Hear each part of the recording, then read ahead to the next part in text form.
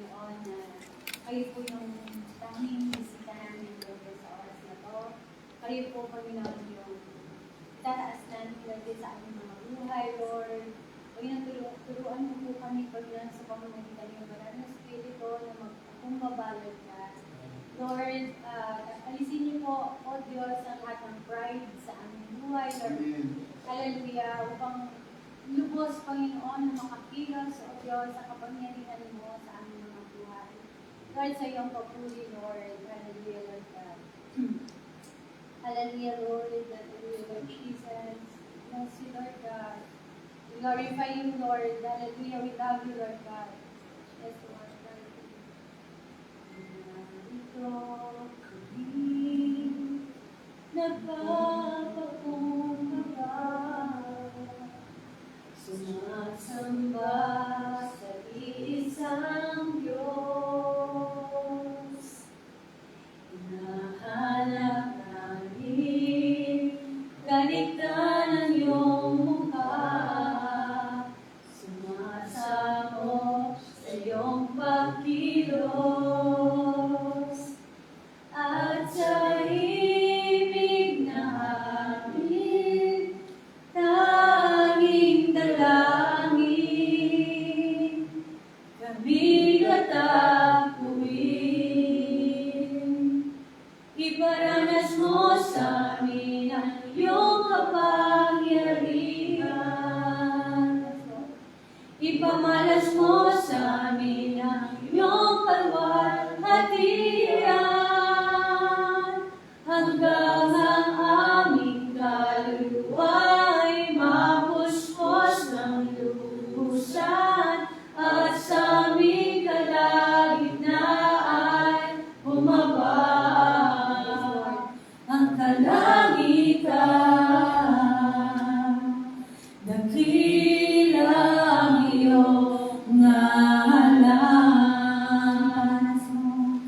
iparanas mo sa amin ang iyong kapangyarihan, ipamalas mo sa amin ang iyong kalwalhatian, hanggang ang aming kaluluwa ay mapuspos ng lubusan, at sa aming kalagitnaan bumaba ang kalangitan. Dakila ang iyong ngalan. Minsan pa iparanas mo, yes Lord, iparanas mo sa amin ang iyong kapangyarihan, yes Lord God. Ipamalas mo sa amin ang iyong kalwalhatian, hallelujah Lord God, hanggang ang aming kaluluwa ay mapuspos ng lubusan, at sa aming kalagitnaan bumaba ang kalangitan. Dakila ang iyong ngalan. Iparanas mo sa amin ang iyong kapangyarihan, yes Lord. Ipamalas mo sa amin ang iyong kalwalhatian,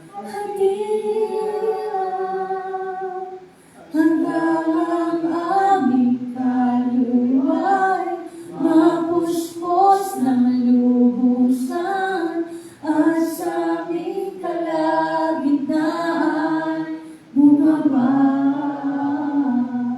ang kalangitan. Dakila ang iyong ngalan, hanggang ang aming kaluluwa, yes Lord, mapuspos na sa ikaw, yes Lord. Hallelujah Lord Jesus, yes Lord. Lord, samahan mo kami Lord God, Lord Jesus. Hallelujah Lord, hallelujah Lord God, hallelujah. Dakila ang iyong ngalan. Minsan pa hanggang ang aming kaluluwa,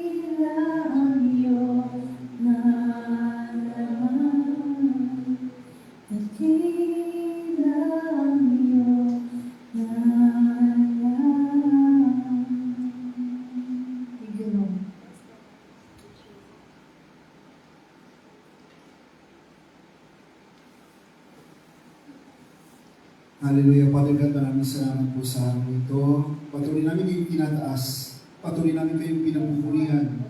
Kayo ang Diyos namin noon, ngayon at magpakailanman. Ang Diyos na dakila. Ang Diyos na nakakalam kung ano ang aming katayuan. Ang Diyos na nakakakita ng aming sitwasyon dito sa lupa na aming ginagalawan. Patuloy kaming nagpapakumbaba. Iginagalang namin kayo, O Lord, at sa aming harapan. Lord, sa oras nito, gawin yung karapat-dapat ang bawat isa sa amin. At patuloy, O Lord God, na samahan kami ng banal na Espiritu. Kasama, O Lord God, sa oras nito, hallelujah, matatapat mo amin, na siya magbabantay sa amin labas at loob ng lugar nito. Father God, minsan pa, maluto mo ng banal na dugo ni Kristo ang lugar nito, at sa inyo, pinamatas na papuli. Pagsamat pa natin sa pangalan ni Jesus. Amen. Mag-share muna po tayo ng word of God. Huwag muna po tayo lahat dito. And then, saka po tayo mananalangin.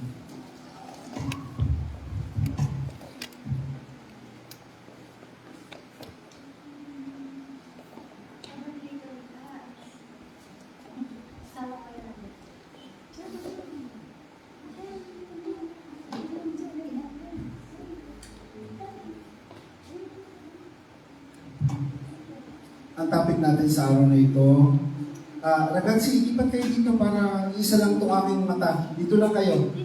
Ayan, Roy, Jerickson, Prince, dito kayo sa kabilang ito. Princess, dito ka sa harapan para may news kami. Okay? Yan, pinakamaganda. Salamat sa Diyos, sa inyong lahat. Ang topic natin for today is about leading people into the presence of God.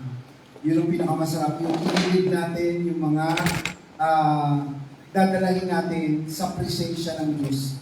Yung maranasan nila, yung presence ni God, and at the same time, maramdaman nila kung paano mag-manifest ang Diyos sa buhay ng bawat isa. Amen po? Amen. Laksan niyo po. Amen po? Amen. Okay. Sa John chapter 1, verse 35 to 42, babasahin ko po ito ng mabilis. At pwede nyo rin pong hanapin ito sa NLT or NIV, Tagalog version. Nang sumunod na araw, naroon uli si Juan na ang dalawa ng kanyang mga alagad. Nakita niya si Jesus nagdaraan at kanyang sinabi, narito ang kordero ng Diyos. Narinig ng dalawang alagad ang sinabi niya at sumunod sila kay Jesus. Lumingon si Jesus at nang makitang sumusunod sila sa kanyang tinanong, ano ang hinahanap ninyo? Saan po kayo nakatira? Rabbi, alam niyo po yan, di po ba? Maestra, si Chair, okay? Sabi pong ganon, ang katumba, hali kayo at tingnan ninyo, wika ni Jesus. Sumama sila at nakita nila ang kanyang tahanan at tumuloy sila roon ng araw na yaon. Ito po, sandali lang po. At isa sa dalawa narinig kay Juan at sumunod kay Jesus, si Andrew, na kapatid ni Simon Peter. Ito yung dalawang naunang disipulo. Kung matatandaan niyo po yung mga apostol ng Panginoon Kristo. Una niyang hinanap ang kapatid niyang ito at kanyang sinabi sa kanya, natagpuan na namin ang Misayas. At siya'y isinama ni Andres kay Jesus. Tinignan ni Jesus si Simon at sinabi sa kanya, ikaw Simon, anak ni Juan, ang ipangalan mo sa ngayon ay Cephas or Cephas. Yun po yun. Ang lahat ng tao po sa atin ay empty ang kanilang mga puso. Lahat ng tao ay hinahanap ang buhay. Ito po yung explanation po na about sa verse na binasa po natin. Kung titingnan po natin, ang lahat ng tao ay humahanap ng solusyon kung paano makakalabas sa isang sitwasyon. Alam niyo po yung minsan tayo lakad ng lakad hindi natin alam kung ano yung ating tatahakin. Pero dito sa binasa natin, tingnan niyo po dito. Ang mga tao na naglalakad ng panahong iyon, na para pang may hinahanap, naglalakad sa isang lugar na natagpuan nila ang Panginoong Kristo, na pakiramdam ng bawat isa na naghahanap ng kapayapaan o naghahanap ng pagmamahal na nanggagaling sa kapwa. Nararanasan niyo ba minsan yung parang tayo naglalakad na parang kulang? May kulang, mayroong gusto kang punuan sa puso't isipan ng bawat isa sa atin. Hindi material o bisyo o anuman o kung anong katayuan ang hinahanap natin. Pero dito sa ating tinalakay na to, merong pinupuntos ang Panginoong Jesucristo sa puso ng bawat isa na sumusunod at sumusunod. Kasi natagpo ng Panginoong Jesucristo, bakit nagsusunuran itong mga ito sa Kanya? Nasabi nga ni Andrew, nakita ko na ang Misayas. Kaya isinama niya si Simon Peter, na kapatid ni Andrew during that time. Ngayon, ang pag-uusapan natin, how can people find the one thing they need? Paano ba natin matatagpuan talaga yung isang bagay na kailangan natin? Sa puntos natin mga kapatid, bilang tayo mga Kristiyano, nakakilala na tayo, dumadating pa din sa buhay natin na may kulang Meron pa rin talagang dapat na maranasan natin. Una, tatlo lang po ito. How can people find the one thing they need? Point others to Jesus.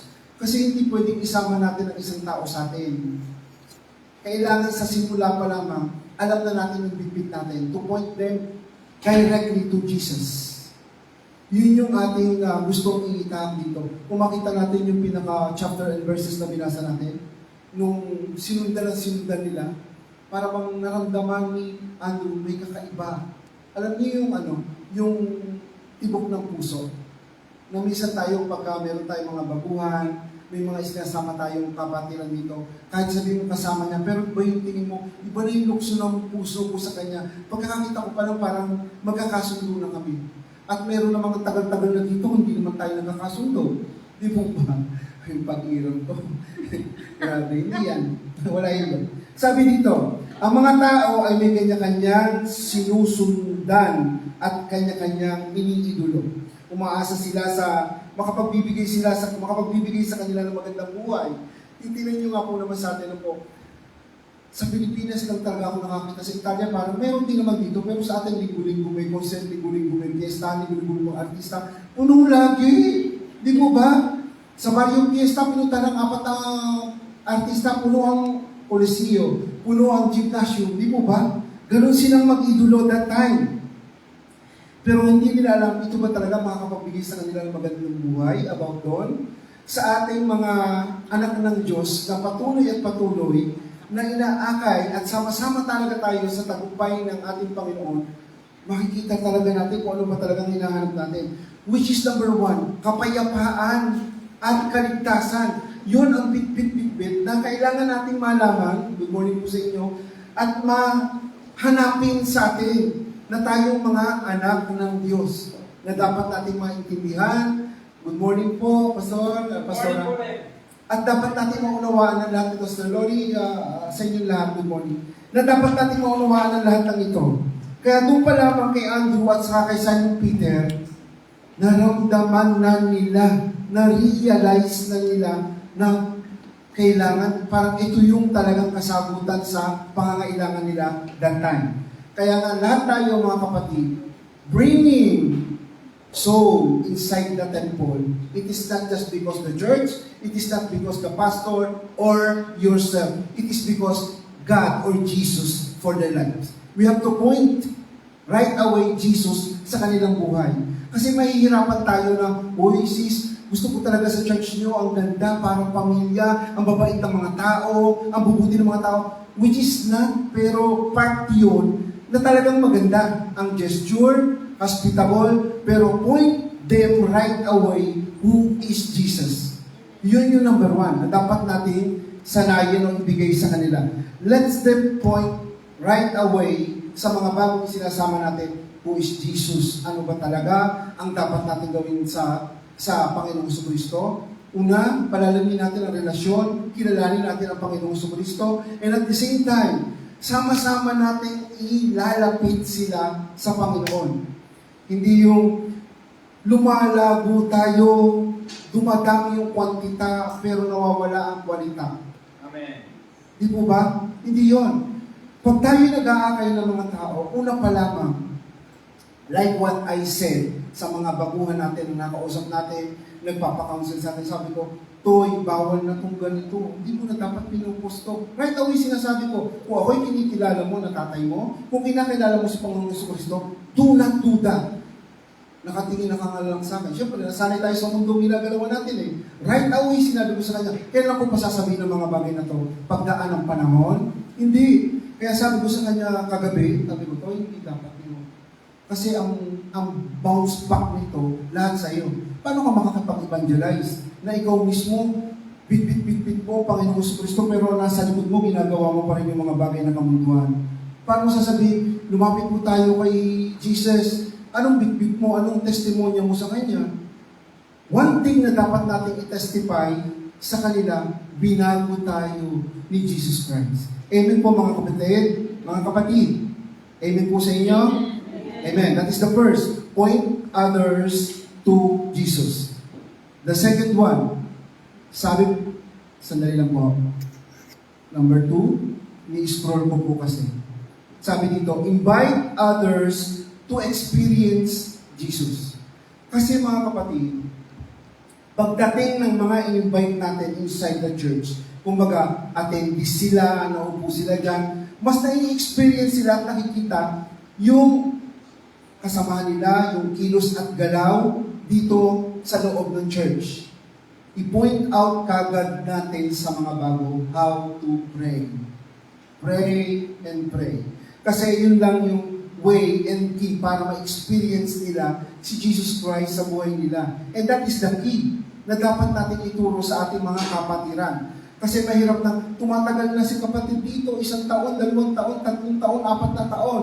Pero bakit ganun pa din? Di po ba? Dahil tayo, kasi ako, how many years ako bago ko, kumbaga, nag-start ako 2007. 2007 hanggang 2013, yung 6 years ko, yung buhay ko nasa mga kabataan. Parang na-stuck up ako doon na may saya, pero which is with the Word of God. Kaya lang na-enjoy ko din yung mga bagay na yun.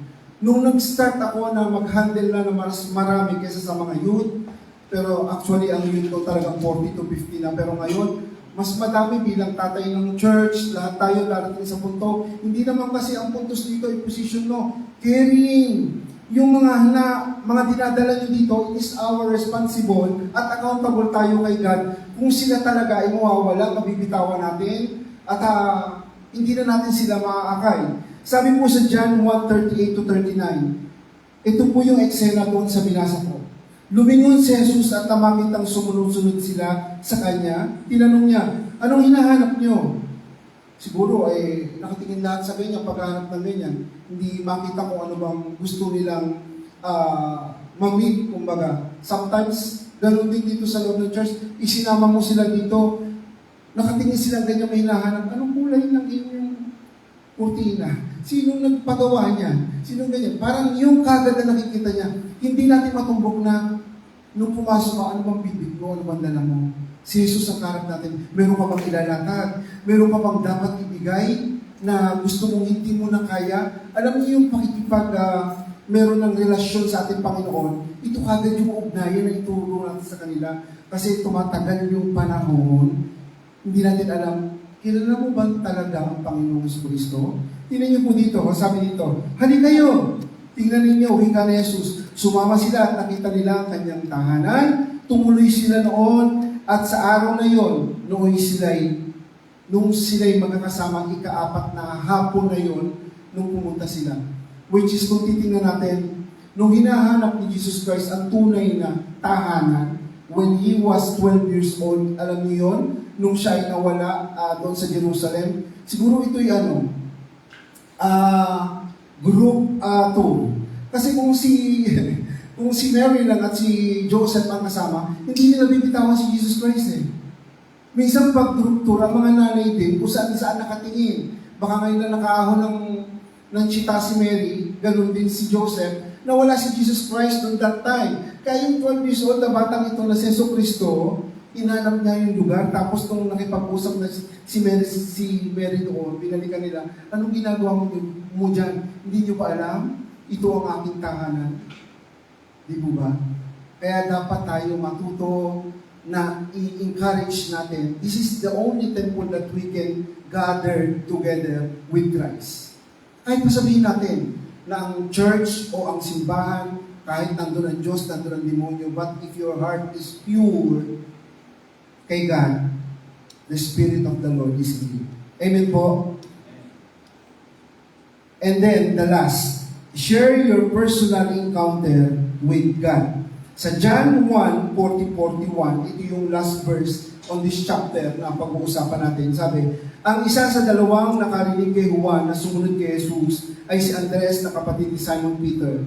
Una niyang hinanap ang kapatid niyang ito at kanyang sinabi sa kanya, natagpuan na namin ang Bisaya. Which is this is the very important sa atin na nakarinig na ng salita ng Diyos. And we experience already ang kapangyarihan ng Diyos, ang pagkakakilala natin sa Diyos, na-experience natin because this is the best testimony sa mga kasama natin. Hindi naman tayo makakapag-akay o makapagsasama ng mga soul inside the church nang hindi na lamang gumaling ka, nakaahon ka sa isang sitwasyon na talagang napagkakabigat, pero when Christ is in you, nakalabas ka sa sitwasyon na ito.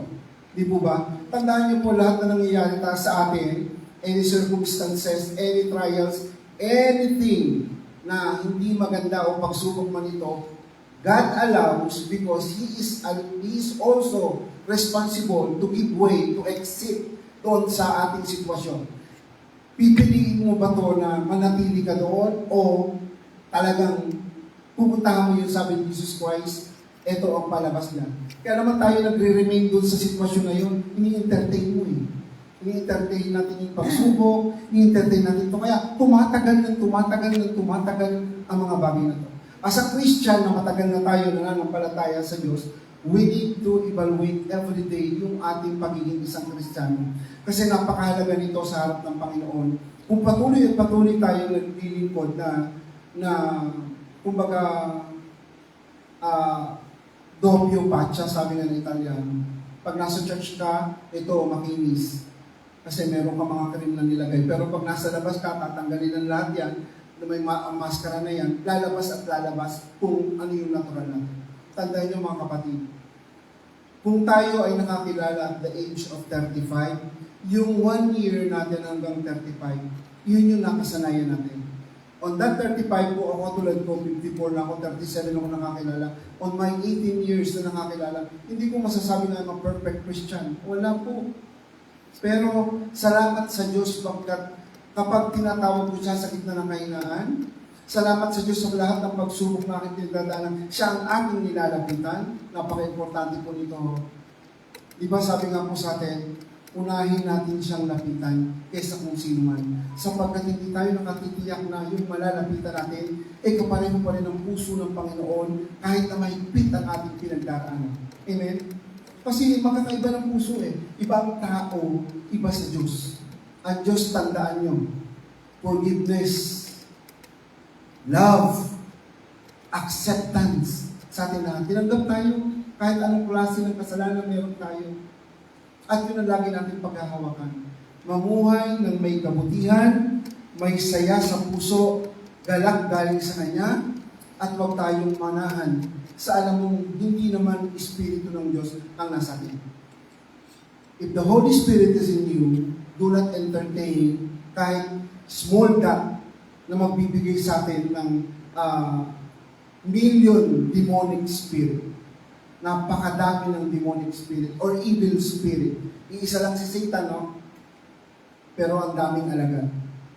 Amen? Kaya tayo nakakilala, iisa ang Diyos, 3 persona, kasama ngayon tayo ng mga espiritu ng Diyos na naghahayag ng mabuting balita ng Diyos. If there is a million evil spirit, million of holy people or servant of God, nasa atin mismo yun, na tayo yung espiritu ng Diyos, na makikita sa buhay natin ang kabutihan ng Diyos. Amen po? Palakpakan natin ang Diyos. Hallelujah. Ngayon, yung po siguro magiging puhunan natin para sa mga ating aakayin ngayong buwan na to, na kailangan alam natin yung isang bagay na kailangan nila. It's not material, hindi po to financial, but they need Jesus in their life. Kasi only Jesus is enough. Christ is enough para kung gusto nila, sabi na naghahanap kami ng kayamanan, business, ganito, only Christ. Pag nasa iyo si Kristo, siya na lahat ang magtataguyod ng buhay at magiging maganda. Amen po mga kapatid. Sige po, tayo po ay manalangin, tayo po tumayo, at tayo ay mananalangin. Hallelujah. Miguel, makikiso yung music na mahina lang, yung abot sa tainga ng bawat isa. Itutuloy ko na rin po ito, ako naman nandito na sa unahan, no? Ako na rin po magpe-pray, okay lang po sa inyo. Makinig lang po tayo lahat, hallelujah. Isang papalakpakan natin ang ating Diyos na buhay. Sa Espiritu at kakawalan ng hallelujah. Pagdating sa oras na ito, kami mga mananalangin, O Lord God, sa inyong harapan. Katulad po, O Lord God, ng aming hiningi sa inyo ang kalinisan ng aming puso at isipan. Tanggalin mo lahat ng itinatanim ng kaaway sa aming isipan para magdulot nito ng hindi magandang puso sa inyong harapan. Linisin niyo po ang aming puso sa oras na ito, O Lord God, at gawin niyo karapat-dapat ang bawat isa sa amin na dumulog, O Lord God, sa inyong harapan. Sa nakikita po namin, O Lord God, sa mundo na ginagalawan, especially sa Pilipinas, O Lord God, sabay-sabay namin idinudulog, O Lord God, sa inyong bansang Pilipinas. Sa lahat na nanunungkulan, hipuin mo, O Lord God, ang kanilang mga puso. Nawa po, O Lord God, makita nila ang kapangyarihan ng Diyos, ang pagkilos ng Diyos sa bansang Pilipinas. At sa araw ng bukas, O Lord God, dinudulog namin lahat, O Lord God, ng mga asosasyon, lahat ng mga eskwelahan, mga religious, mga sosyeta, O Lord God, nawa po manguna ang banal na spirito sa buhay ng bawat isang mga kasama sa rally. Hindi ito para magkamero ng gera o magkamero ng gulo, bagos gisingin ng gobyerno. Gisingin ng gobyerno sa sitwasyon, O Lord God, ng korupsyon. Father God, kami po ay sama-samang nananalangin na dinudulog namin sa inyong bansang Pilipinas na ito'y nasa inyong mga kamay sa oras na ito. Sa pagbulat ng inyong kamay, O Lord God, sa lugar na iyon, alam ko po, O Lord God, na magkakalaban ng mabuti at ang masama. Pero naiisip mo namin, O Lord God, yung nangyari kay King Jehoshaphat during that time. Na ang sabi ko, manalangin kayo, fasting kayo, idulog nyo. Mismong sa kanila, nakita ang solusyon, nakita ang pagbabago, nakita ang talunan. Ito ang mga masama na ginagawa sa Pilipinas. Kami po, O Lord God, ay hindi mabuti, hindi kami perfecto. Pero sa katayuan ng Pilipinas sa oras na ito, O Lord God, mas alam mo ang dapat gawin dito. Idinudulog po namin ito sa inyong harapan. At gayon din dito sa bansang Italia kung saan kami naroon, O Lord God. Salamat po. Salamat sa bansang ito, O Lord God, sa maraming mga benepisyo ang pinagkakaloob niyo po sa amin. Maraming mga bagay, O Lord God, na patuloy, O Lord God, nararanasan namin dito. Lord God, sama-sama kami, O Lord God, na nagpapakumbaba na may paggalang, may pagrespeto sa inyong harapan. Hallelujah, Father God in heaven. Kapanayamin mo, O Lord God, ang mga anak mo na narito.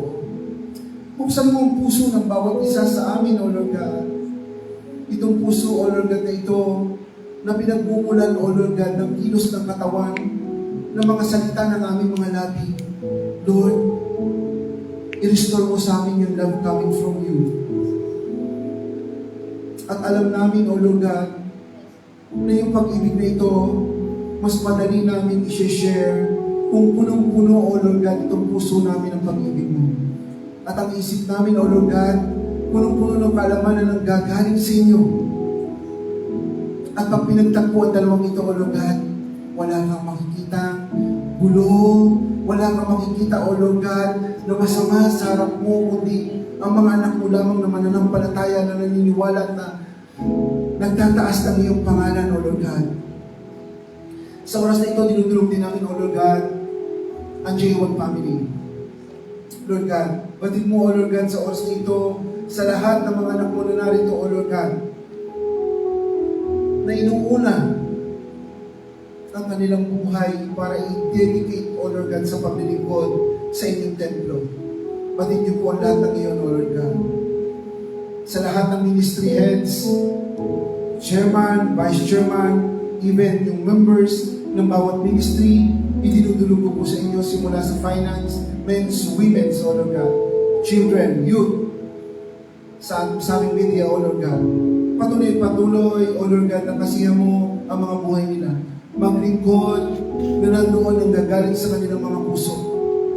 mapokus sa inyo ang kanilang mga puso't mata sa kanilang mga paglilingkod. At patuloy na kasihan ng Banal na Espiritu ang mga anak mo ito. At ngayon din, O Lord God, dinudulog namin sa inyo ang aming spiritual father, O Lord God, spiritual mother sa buhay ni Apostol Bishop Art Gonzales, sa buhay ni Rev. Lynn Gonzales, O Lord God, sa ng kanyang pamilya, kanyang mga anak, Father God in heaven.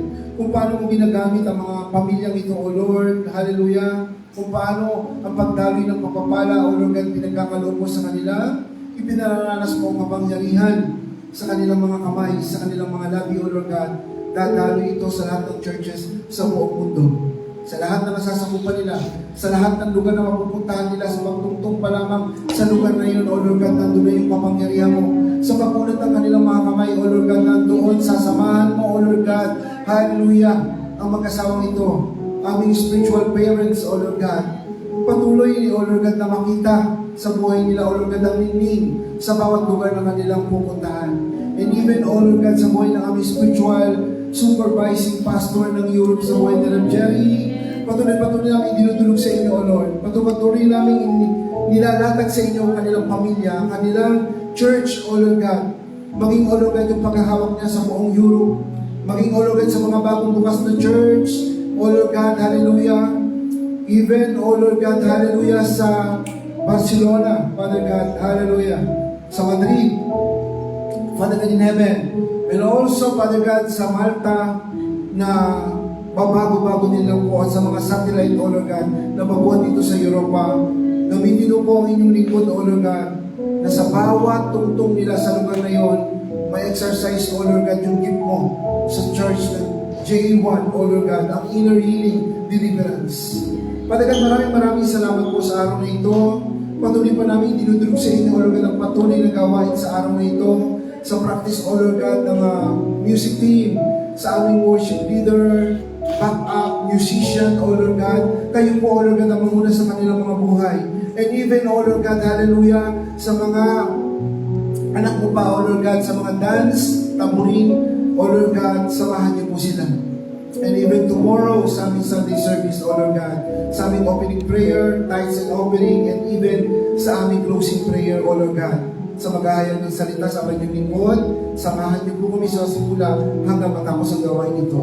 And even, O Lord God, sa satellite ng Milan, sa Brescia, O Lord God, sa pamumuno ng aming pastors, Pastor Alvin Narrola, O Lord God, kasama ang kanyang may bahay ni Sister Lori. Patuloy niyo po silang samahan, O Lord God, yung paglabas pa lang nila ng bahay, pagsakay ng sasakyan, nandun ang pag-iingat mo sa kanila, O Lord God. Samahan ng matatapat mo anghel sa bawat yugto ng kanilang dadaanan, ando ng pag-iingat mo sa kanila, O Lord God.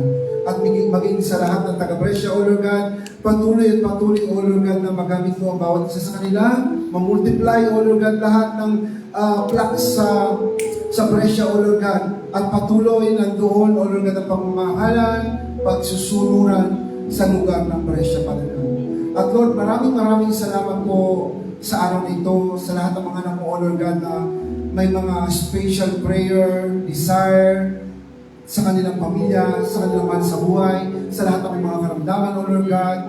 We declare, O Lord God, sa pangalan ng Panginoong Jesucristo, sa kanilang pananampalataya, they will receive complete healing. Hallelujah. And yung blessing, patuloy nilang maranasan. Father God, maraming salamat po muli sa inyo. Lahat ng aming prayers and declaration are sealed with the precious blood, and we give you the highest praise, thanksgiving and honor. In Jesus' name we pray. Amen. As po lang ito lang naman, sinasinawa ang walang hanggang pag-ibig ng Diyos Ama, ang patuloy na pagpapala ng Diyos Anak, at ang walang humpay na pagkikisan ng Banal na Espiritu. Patuloy tayo magsasama-sama sa lugar na ito, at lahayo tayo na nandun ang pag-ibig ng ating Diyos Ama. Muli po sa kanyang mata sa pagsambat pagwalangin sa pangalan ni Jesus. Amen and Amen.